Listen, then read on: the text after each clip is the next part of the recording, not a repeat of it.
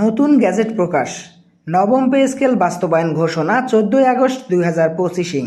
দর্শক, মূল আলোচনায় যাওয়ার পূর্বে আপনারা যারা এখন পর্যন্ত আমাদের এই পরিবারে নতুন সদস্য আছেন, দয়া করে চ্যানেলটি সাবস্ক্রাইব করে পাশে থাকা বেল আইকনটি অল করে দিন। অবশেষে সরকারি চাকরিজীবীদের জন্য নবম পে স্কেল বাস্তবায়ন করা হলো। সরকারি চাকরিজীবীরা দীর্ঘদিন থেকে অবহেলার শিকার ছিলেন। তবে এই 2025 সালের আগস্ট মাস থেকে সরকারি চাকরিজীবীদের ভাগ্যের আমূল পরিবর্তন ঘটে গেল। এই পরিবর্তন শুধুমাত্র সরকারি চাকরিজীবীদের জন্য নয়, পুরো বাংলাদেশের জনগণের প্রত্যাশার ফলস্বরূপ। দীর্ঘ প্রচেষ্টা এবং অধ্যবসায়ের পর নবম পে স্কেল বাস্তবায়ন ঘোষণা করেছেন অন্তর্বর্তীকালীন সরকারের প্রধান উপদেষ্টা ডক্টর ইউনূস। ডক্টর ইউনূস গত বছরের ডিসেম্বর মাসের দিকে মহার্ঘ ভাতা চালুর জন্য একটি কমিটি গঠন করেছিলেন, কিন্তু বিভিন্ন জটিলতা এবং বাংলাদেশের অর্থনৈতিক অস্থিরতার জন্য মহার্ঘ ভাতা বাস্তবায়ন করা অনেকটাই উপযোগী ছিল না। ফলে সেই কমিটি ভেঙে যায় এবং মহার্ঘ ভাতা সিদ্ধান্ত বাতিল ঘোষণা হয়েছিল। পরবর্তীতে আবারও অন্তর্বর্তীকালীন সরকার নবম পে স্কেল বাস্তবায়ন করার জন্য সক্রিয় হয়ে ওঠেন, কেননা বাংলাদেশের দ্রব্যমূল্যের ঊর্ধ্বগতির দিক বিবেচনা করেই সরকার এই সিদ্ধান্ত নিয়েছেন। যেহেতু সকল জিনিসপত্রের দাম বহুগুণে বৃদ্ধি পেয়েছে, তাই সরকারের এই সিদ্ধান্ত সকল সরকারি কর্মকর্তা এবং কর্মচারীদের জীবনমান উন্নয়নে ব্যাপক ভূমিকায় থাকবে।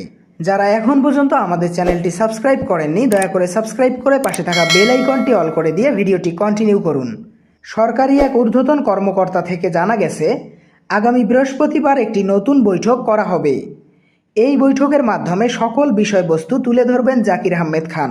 জাকির আহমেদের নির্দেশে সকল কিছু বাস্তবায়ন করার সিদ্ধান্ত নেওয়া হবে বলে জানা যাচ্ছে। যেহেতু তার মাধ্যমে সকল কাজ বাস্তবায়ন করার জন্যই পে স্কেল গঠন কমিটির প্রধান করা হয়েছে, তাই তার মাধ্যমেই নবম পে স্কেল গঠন করা হবে। প্রস্তাবিত বেতন অনুযায়ী সরকারি কর্মকর্তাদের জন্য বেতন রাখা হয়েছে সর্বোচ্চ 1,25,000 টাকা। এছাড়াও যারা কর্মচারী আছেন তাদের জন্য সর্বোচ্চ 25,000 টাকা পর্যন্ত বেতন রাখার নির্দেশ আসতে পারে বলে জানা যাচ্ছে। যদিও এটি প্রস্তাবিত বেতন, তবে যতটুকু জানা যাচ্ছে এর কাছাকাছি থাকবে। আপনারা অবগত আছেন, সরকারি চাকরিজীবীদের মধ্যে যারা কর্মচারী আছেন তারা অনেকটাই সুযোগ সুবিধা থেকে বঞ্চিত।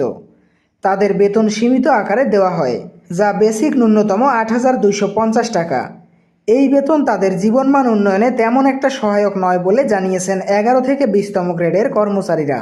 তাদের কথার উপর নির্ভর করেই অন্তর্বর্তীকালীন সরকার নবম পে স্কেল বাস্তবায়নের জন্য সিদ্ধান্ত গ্রহণ করেন এবং এই নবম পে স্কেল 2025 সালের ডিসেম্বরের মধ্যেই কার্যকর ঘোষণা করা হবে। দর্শক, আজকের ভিডিওটি এই পর্যন্তই। আশা করি ভিডিওটি থেকে অনেক উপকার পেয়েছেন। যদি পেয়ে থাকেন তাহলে চ্যানেলটি সাবস্ক্রাইব করে পাশে থাকা বেল আইকনটি অল করে দিন।